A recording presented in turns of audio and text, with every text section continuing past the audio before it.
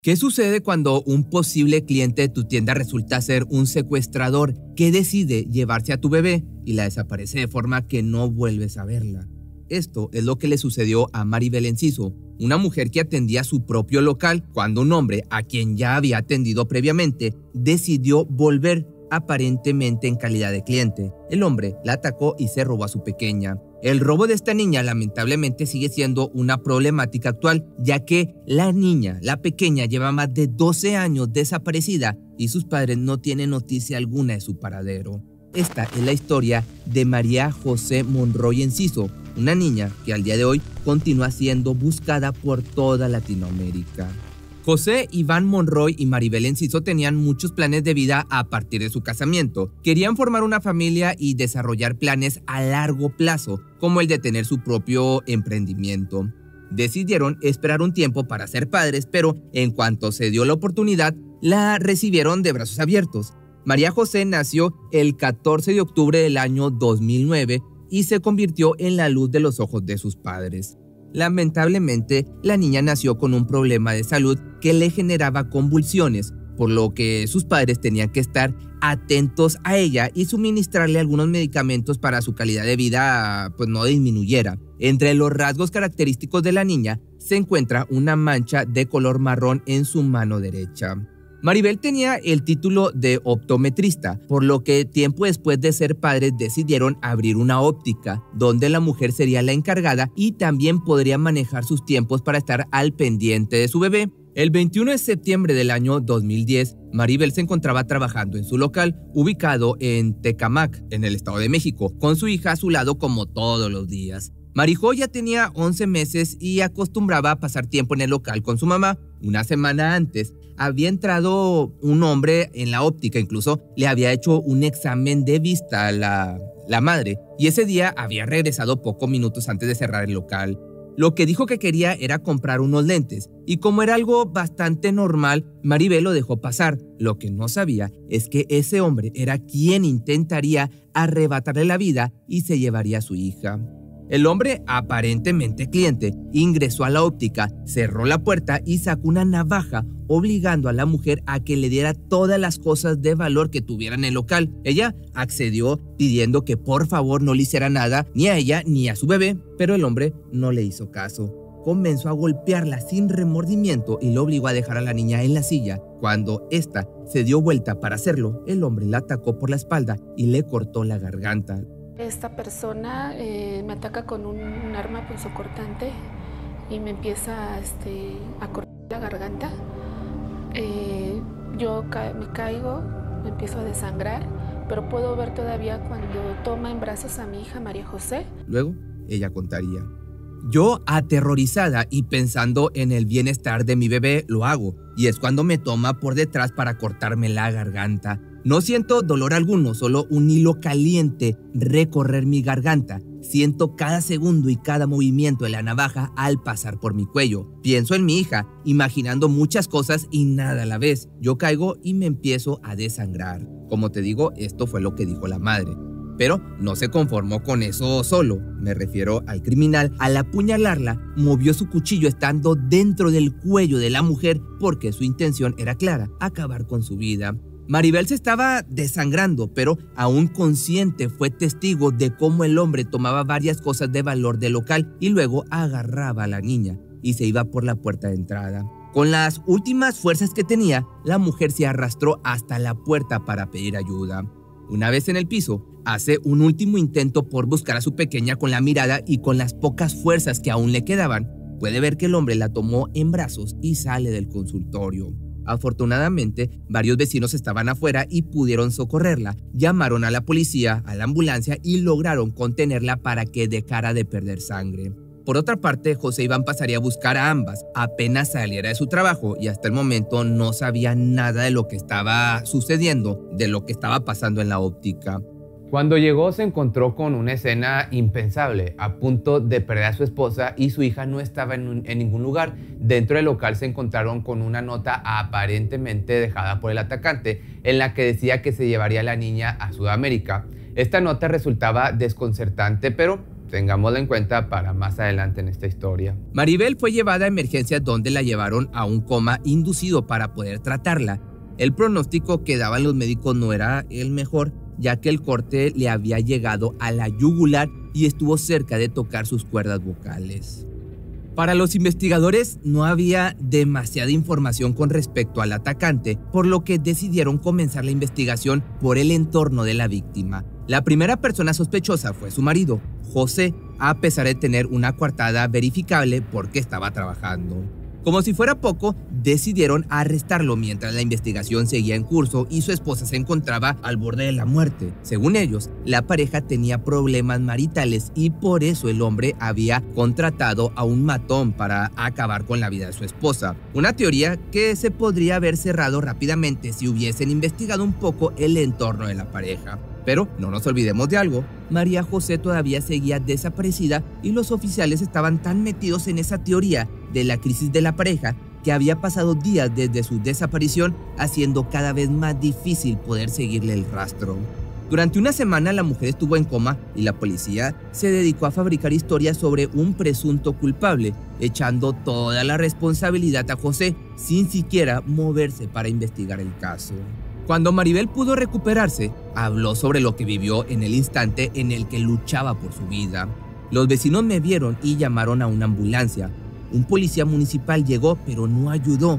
Un vecino me hizo un torniquete para mantenerme con vida, pero el agente le decía que no me tocara, como si yo ya estuviera muerta. Y aunque me salía un poco la voz para decirle que buscara a mi hija, él decía que no funcionaba su radio.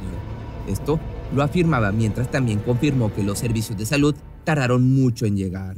Si bien la intervienen quirúrgicamente con una traqueotomía, los médicos le daban pocas esperanzas de vida. Después de una semana reaccionó y pidió rápidamente información de su hija, con la esperanza de que ya estuviera en casa o con alguno de sus familiares, pero la realidad era otra muy distinta. Cuando preguntó, la única respuesta que tuvo fue: no la encontramos. Hasta esa semana nadie había hecho nada por encontrar a María José. No existía la alerta Amber. Nadie acudió a socorrer a una familia desesperada en los minutos que valían oro. Solamente los familiares, amigos y compañeros de trabajo de José se acercaron para ofrecer lo que estaba al alcance de sus manos para localizarla. En el momento en que más necesitaron el trabajo y la responsabilidad del Estado, fue cuando más brilló por su ausencia. Recién cuando la mujer pudo declarar por escrito todo lo que había sucedido e incluso dar detalles del rostro del atacante, pudo limpiar el nombre de su marido. Pero quién sabe el recorrido que haya podido hacer la niña en esa semana que las autoridades no hicieron su trabajo. Es difícil de imaginarse estar intentando recuperarse de un ataque en el que casi pierdes la vida y sin embargo tienes que sacar la fuerza de donde sea para continuar buscando a tu hija. Esta era la realidad de Maribel, quien tuvo que pasar todos estos días recorriendo la ciudad y pidiendo información, dejando panfletos a vecinos, mientras la policía investigaba en diferentes espacios, pero quizá pues ya era demasiado tarde. Me la robaron con violencia en Tecámac, en el Estado de México. El raptor cortó mi cuello y casi pierdo la vida. Él está ahora en la cárcel y no nos quiere decir en dónde está mi niña, fue lo que publicó Maribel en sus redes sociales. Geyser Crespo García es el nombre del atacante. Tenía 38 años al momento del crimen y logró ser detenido casi por coincidencia un mes después de este ataque, gracias a que la madre de una menor de edad que había sido abusada íntimamente empapeló la ciudad con imágenes del rostro de este sujeto y Maribel lo reconoció. Yo despierto después de una semana que estuve en coma, desperté y por escrito di las señas de la persona que se llevó a mi hija. Hicieron un retrato hablado de esta persona y aproximadamente como al mes es como lo detienen a él. Lo detienen, pero lo detienen no por el caso de mi hija, sino porque una niña de 14 años lo señala como su se dan cuenta que es el mismo retrato hablado, me lo muestran a mí y yo lo identifico, que es el mismo que se llevó a mi hija. Ya dejan en paz a mi esposo porque a mi esposo lo tenían sin dormir, sin comer y haciendo lo que se echara la culpa. En el interrogatorio a este sujeto, este comentó que en un principio su intención era raptar a la niña y pedir un rescate, pero que luego decidió ahogarla en una cubeta. Una vez sin vida, envolvió su cuerpo en una cobija y la tiró al canal de aguas negras de Nextlalpan, en el Estado de México. Esta historia llevó a los investigadores a comenzar una búsqueda por agua, pero no fue exitosa. Por supuesto, Crespo García se había conseguido unos días de tranquilidad con esa falsa argumentación. Sin embargo, la familia no creyó en su relato, pero algo de sentido tuvo al comenzar a adentrarse en esta parte de la historia. La investigación que se realizó al margen de la autoridad señalaba que 2 testigos vieron al secuestrador con María José en un autobús rumbo a Salamanca, en Guanajuato, 2 días después del supuesto asesinato. Cuando los buzos de la Secretaría de Marina se sumergieron en el canal, hallaron 2 cuerpos de hombres adultos, ninguno de una niña ni la cobija. La pregunta que quizá no tenga respuesta es ¿quiénes eran los cuerpos que se encontraron? Pues bueno, finalmente el hombre fue llevado a juicio y se logró que fuese condenado a 82 años de prisión. Maribel, luego de su recuperación, pudo hablar con Crespo García, pero este no fue siquiera conmovido por la historia. Jamás le dio información sobre el paradero de la pequeña, y si bien en reiteradas ocasiones hablaron, en los encuentros más recientes se negó a recibirla. Se cree que el hombre formaba parte de una red de trata de personas y que se encuentra bajo amenaza para no dar información sobre él. Entre las diferentes pistas que había detrás del caso, una de las investigaciones llevó a los uniformados al municipio de Tultitlán, donde vivían los padres del agresor. Lo que se creía es que el hombre se llevó a la niña en su bicicleta y las cosas de valor las transportó en una mochila que llevaba a su espalda. Con todo esto se dirigió hacia la casa de sus padres, donde habría dejado a la pequeña. No se sabe exactamente cómo llegó hasta ahí, ya que el recorrido es de casi 2 horas en bicicleta, lo que hizo creer a los investigadores que el hombre estaba trabajando con unos cómplices que lo ayudaron a transportarse. También se cree que las cosas que robó eran simplemente para disfrazar el secuestro y no necesariamente por un interés o necesidad. La teoría de la investigación resume que, al llegar a la ciudad, dijo que la niña era su hija y que necesitaba quedarse durante un tiempo en la ciudad. Este tiempo sería corto, ya que luego se trasladó a la capital, donde se quedó 2 semanas en casa de uno de sus primos. Estos serían los que ayudaron a la policía en la investigación, porque no tenían motivo para ayudarlo. Al hombre terminaron echándolo de la casa porque no ayudaba económicamente. Dentro de esta misma línea de investigación se mencionó que pudo haber rentado una habitación en Tultitlán, aunque se supone que el dinero que llevaba encima no le alcanzaba para esto. Supuestamente el hombre se dedicaba a hacer limpiavidrios y esto no le dejaba el dinero suficiente para alquilar un lugar para él y una niña que no llegaba al año de edad. Entonces aquí las preguntas son, ¿alguien le estaba dando dinero? ¿Recibía algún tipo de ayuda de un agente externo? Esto llevaría a la presunta teoría de que Crespo García vendió a la pequeña para poder pagar el espacio donde estaba viviendo y por eso no sabe cuál es su paradero. Esta teoría se sostiene gracias a que los investigadores allanaron la habitación y encontraron evidencias de que, al menos en algún momento no muy lejano, había vivido un bebé en ese lugar. Pañales, objetos de higiene y ropa de bebé fue lo que encontraron. Aún así, Crespo García no quiso dar detalles sobre lo sucedido con la pequeña y prefirió decir que la había ahogado y tirado al río antes de decir qué fue lo que en verdad sucedió. En el año 2017 se encendieron las alarmas de la búsqueda, ya que apareció una pequeña de tan solo 7 años en la zona de Hermosillo. La niña había sufrido o la habían maltratado físicamente durante un tiempo por una pareja que la tenía a su cargo y de quienes fue rescatada por unas vecinas que la vieron golpeada y convaleciente. Las heridas más severas de la pequeña estaban en sus pies, los cuales estaban escoriados y con infecciones. La niña tenía infecciones similares a las de María José. Incluso tenía una edad que coincidía con la que sería la edad de la pequeña perdida. Esto, por supuesto, ilusionó a la familia y a las personas que seguían este caso de cerca, pero un examen de ADN descartó la posibilidad de que se tratara de la pequeña. La niña, de nombre Keiliani Geraldine, afortunadamente fue reunida con su abuela biológica, quien en su momento no había podido cuidar de ella porque tenía más nietos de los que cuidar. Si bien en un principio había dicho que le había arrebatado la vida a la pequeña, sus contradicciones llevaron a la investigación por otro curso. Se cree que la pequeña es víctima de la red de trata de personas en modalidad de adopción ilegal fuera del país. Esto quiere decir que esta personita puede estar en cualquier parte del mundo y que una familia puede o pudo haberla adoptado sin saber cómo llegó hasta ellos. La última investigación realizada determinó que la pequeña podría estar en Estados Unidos. Maribel, por su parte, visita la cárcel donde se encuentra el agresor una vez al mes, incluso hasta si él se rehúsa a verla.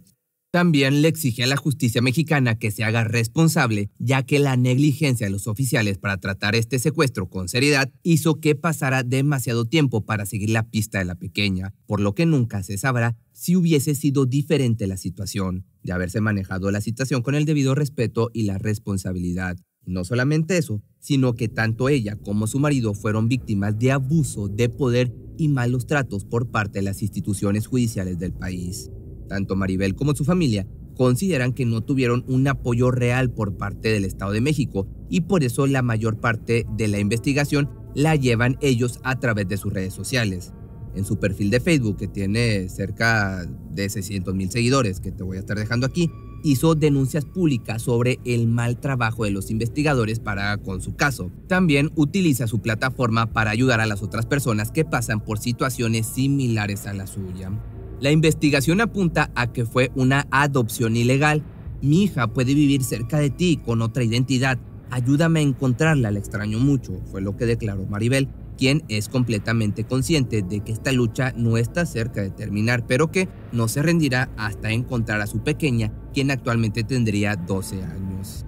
Es importante que no dejemos que este caso deje de ser visible para intentar dar con el paradero de la pequeña. María José tiene una mancha color café en su mano derecha, su tez es morena clara, tiene pestañas largas y el cabello negro y lacio. Al momento de ser raptada se encontraba en tratamiento por sus convulsiones. Su madre le deja mensajes constantemente en todos los medios donde se le da el espacio, que este mensaje dice lo siguiente: quizá ya no tengas recuerdo de tus padres biológicos, pero tienes el derecho de conocerlos. Por otra parte, existe una recompensa de 3 millones de pesos mexicanos para quien pueda ofrecer datos de su paradero o información para la captura de los responsables. Si te gustó este video, no olvides seguirme en mi otro canal, donde subo videos a las 11 de la mañana y a las 7 hora de la Ciudad de México, que ahí me encuentras como Pepe Misterio Choice. Son videos parecidos a estos, pero de entre 5 a 7 minutos.